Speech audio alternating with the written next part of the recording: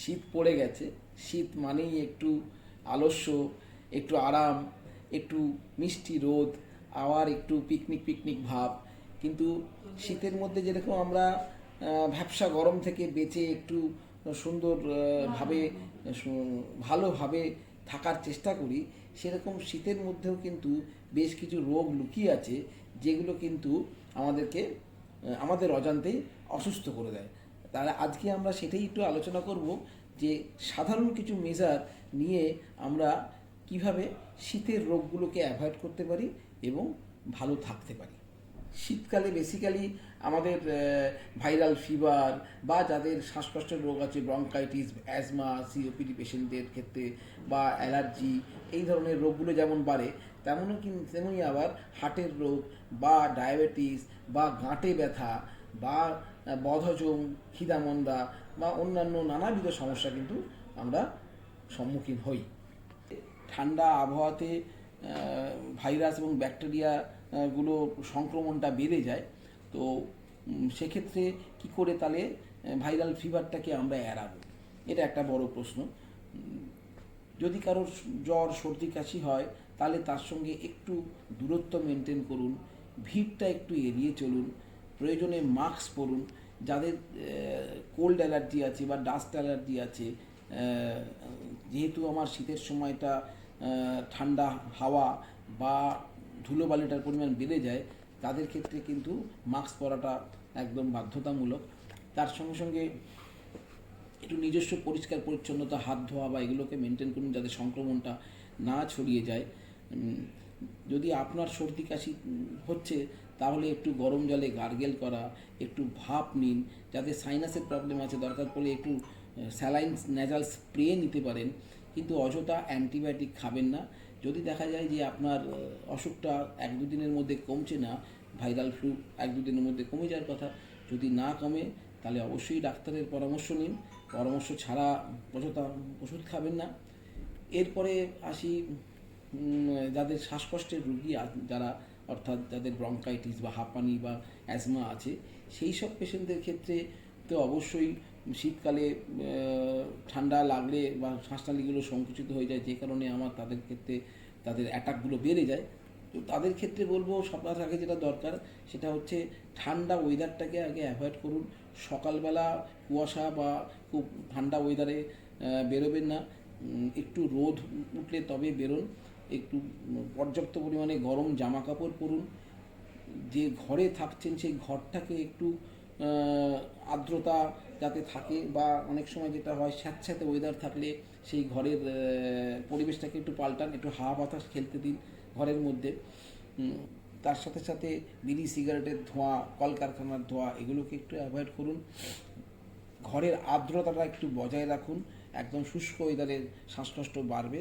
ঘরের আর্দ্রতা বজায় রাখতে কি একটা কাজ করতে পারেন, যে বাড়িতে ঘরের মধ্যে এক বাটি জল রেখে দিন, শুধু আর কিছু করতে হবে না, তাতেই দেখবেন ঘরের আর্দ্রতা, খোলা বাটির জল রেখে দিন, তাতে আর্দ্রতা বেড়ে যাবে। তার সঙ্গে সঙ্গে অবশ্যই ডাক্তারবাবুর পরামর্শ নিন। পরামর্শ নিয়ে একটু ইনহেলার বা অন্যান্য ওষুধপত্র যেগুলো চলছে সেগুলো নিয়মিত খান, এবং অবশ্যই ডাক্তারের পরামর্শ মতো একটু ইনফ্লুয়েঞ্জা ভ্যাকসিন বা নিউমোকক্কাল ভ্যাকসিন এগুলো অবশ্যই নিয়ে নিন। এছাড়া একটু ঠান্ডা লাগলে বা কিছু করলে আপনারা খুব ঘরোয়া টোটকা হিসেবে একটু আমার আদা বা একটু তুলসী দিয়ে একটু চা খেতে পারেন, গরম লেবু দিয়ে চা খাওয়া, বা একটু তুলসী দিয়ে একটু মধু, এগুলোতে কিন্তু আমাদের ইমিউনিটি পাওয়ারটা বাড়িয়ে দেয়। এটা গেল তো শ্বাসকষ্টের রোগীদের কথা। খেয়াল রাখতে হবে যে যারা হার্টের পেশেন্ট বা ডায়াবেটিস পেশেন্ট, তাদের ক্ষেত্রে কিন্তু হার্টের রোগটা যেহেতু আমার ঠান্ডাতে রক্তনালীগুলো সংকুচিত হয়, হার্টের রোগ বেড়ে যায়। তো যাদের হার্টের রোগী তাদের ক্ষেত্রেও বলবো সকালবেলা ঠান্ডা ওয়েদারে বেরোবেন না বা হাঁটবেন না। যদি হাঁটতে হয়, মর্নিং ওয়াক করতে হয়, তাহলে একটু রোদ পড়লে তবে বেরোবেন। হাইপার টেনশন, ডায়াবেটিস, এই রোগগুলোকে প্রপারলি কন্ট্রোলে রাখুন ডাক্তারবাবুর পরামর্শ মতো। তাছাড়া শীতকালে কিন্তু যাদের গাঁটের ব্যথা, গেঁটে বাত আছে, তাদের কিন্তু বাতের রোগ বাড়ে। তো এটা কমানোর জন্য খুব সাধারণভাবে যে কিছু কিছু মেজার যদি আপনি নেন, যেমন একটু গাঁটে গাঁটে ব্যথা হচ্ছে, একটু শুকনো গরম সেক দিন, খুব ঠান্ডা জলে স্নান করবেন না, একটু উষ্ণ উষ্ণ গরম জলে স্নান করুন, একটু স্ট্রেচিং এক্সারসাইজ করুন, একটু রোদে বসুন, ভিটামিন ডি যুক্ত খাবার খান। এরপরে যদি ত্বকের যত্ন নেওয়ার কথা বলি, কারণ আপনাদের যেহেতু শীতের সময় আমাদের সবথেকে বড় সমস্যা হচ্ছে ত্বক থেকে তরল পদার্থ শুকিয়ে গিয়ে আমাদের ত্বক শুকিয়ে যায় এবং ত্বক ফেটে যায়। তো এবং শীতের সময় কিন্তু চুল পড়ার পরিমাণও বেড়ে যায়, শীতে খুশকিটাও বেড়ে যায়। এর সঙ্গে সঙ্গে ত্বকের, যেহেতু আমরা স্নান কম করি, গরম জামা কাপড় পরে থাকি, ত্বকের ইনফেকশানগুলো, ফাঙ্গাল ইনফেকশানগুলো কিন্তু দানা বাঁধে। চুলের যত্ন একটু নিন, সপ্তাহে 2বার অন্তত হালকা গরম নারকোল তেল হালকা গরম করে একটু মাথায় ম্যাসেজ করুন। শ্যাম্পু ইউজ করতে পারেন সপ্তাহে 1বার কি 2বার, তার সঙ্গে কন্ডিশনার ইউজ করুন, খুব বেশি ইউজ করবেন না। চুলের খুশকি যদি দূর না হয় তাহলে ডাক্তারবাবুর পরামর্শ নিয়ে মেডিকেটেড শ্যাম্পু ইউজ করুন বা অন্যান্য ওষুধপত্র খান। আর একটা কথা বলবো, চুল ড্রায়ারে শোকাবেন না, যদি শোকাতেই হয় রোদে শোকান, আর যদি ড্রায়ারে শোকাতেই হয় তাহলে অবশ্যই কুলার মোড ইউজ করুন, খুব গরম করে একদম পুরো ড্রাই করবেন না চুলটাকে। ত্বকের ক্ষেত্রে স্নান করার পরে একটু ভেসলিন বা ময়েশ্চারাইজার ক্রিম মাখুন, যাতে ত্বকটা একটু আর্দ্র থাকে।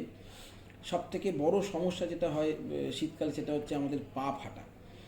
পা খুব ফাটে আমাদের, তো সেক্ষেত্রে একটা খুব বাড়ির সাধারণ একটু যে মেজার নিতে পারেন, যে রাত্রিবেলা শোয়ার আগে একটু উষ্ণ উষ্ণ গরম জলে ভালো করে পাটাকে একটু ধুয়ে মুছে নিয়ে তারপরে একটু ভেসলিন বা ময়েশ্চারাইজার ক্রিম মেখে একটু গরম মোজা পরে নিন, তারপরে ঘুমোন।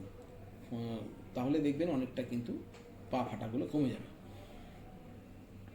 এটা গেল তো ত্বকের যত্ন বা এগুলো। এছাড়া শীতকালে আমাদের কিন্তু খাওয়া দাওয়ার পরিমাণটা যেহেতু বেড়ে যায়, তো একটু আমরা জাঙ্ক ফুডগুলো এগুলো খাওয়া বেড়ে যায়, বদহজম বা এগুলোর সমস্যা শীতকালেই কিন্তু বেশি হয়। তো সেক্ষেত্রে, এবং আমাদের অ্যাক্টিভিটি যেহেতু কম থাকে, সেক্ষেত্রে আমরা কিন্তু খাওয়া দাওয়ার হজম শক্তিটা একটু কম হয় শীতকালে। তো সেক্ষেত্রে অবশ্যই একটু পুষ্টিকর খাবার খান, শীতে প্রচুর মরশুমি সবুজ শাকসবজি আছে সেগুলো খান, এবং পরিমিত পরিমাণে খান। শীতে আর একটা বড় সমস্যা হয়, সেটা হচ্ছে, যেটা আমরা বলি হচ্ছে, একটু মানুষ কিন্তু যেহেতু শীতে আমরা বাইরে বেরোই না, অ্যাক্টিভিটি কম হয়, সেক্ষেত্রে শরীরে সেরোটোনিন জাতীয় হরমোনটা কিন্তু একটু কম সিক্রেশন হয়, যে ক্ষেত্রে আমরা কিন্তু একটু ডিপ্রেশনে ভুগি, সেটাকে আমরা বলি উইন্টার ব্লুজ। তো সেক্ষেত্রে একটু রোদে বেরোন, একটু বাইরে হাঁটাচলা করুন, একটু সামাজিক ইন্টারাকশানগুলো বাড়ান, এগুলো করলেই দেখবেন শীতের সময় স্পেসিফিক যে ডিপ্রেশনটা কিন্তু সেটাও কেটে যাবে। শীতকালে সব থেকে বেশি প্রিকশন নিতে হবে বাচ্চাদের ক্ষেত্রে, কারণ বাচ্চাদের ঠান্ডা লাগার পরিমাণটা একটু বেশি থাকে। ছোট ছোট বাচ্চাদেরকে একটু গরম জামা কাপড় দিয়ে ভালো করে ঢেকে রাখবেন, তাদেরকে সকালবেলার, ভোরবেলা বা রাত্রিবেলার ঠান্ডা হাওয়াতে সংস্পর্শে আনবেন না।